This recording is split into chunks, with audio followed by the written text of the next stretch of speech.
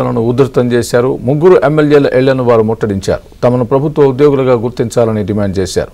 సమస్యలు పరిష్కరించాలని కోరుతూ ఎమ్మెల్యేలు ప్రేమసాగర్ రావు, వివేక్ వెంకటస్వామి, గడ్డం వినోద్ ఇళ్లను అంగన్వాడీలు ముట్టడించారు.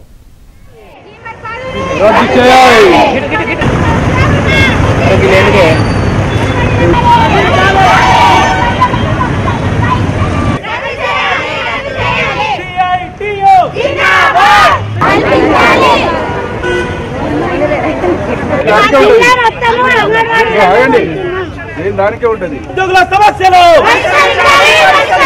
పరిష్కరించాలి. అంగన్వాడీ ఉద్యోగుల ఐక్యత చెల్లించాలి. రిటైర్మెంట్ వర్ధిల్లాలి. అంగన్వాడీ ఉద్యోగుల ఐక్యత చేయాలి.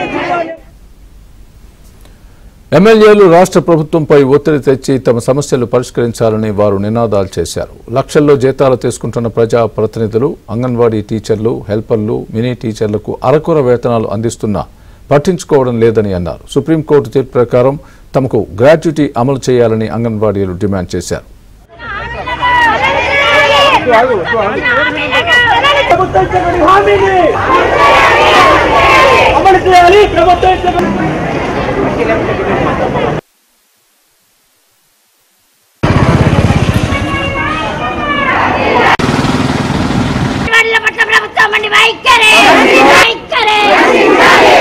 కల్పించాలి. టీచర్ కు 2 లక్షల రిటైర్మెంట్ బెనిఫిట్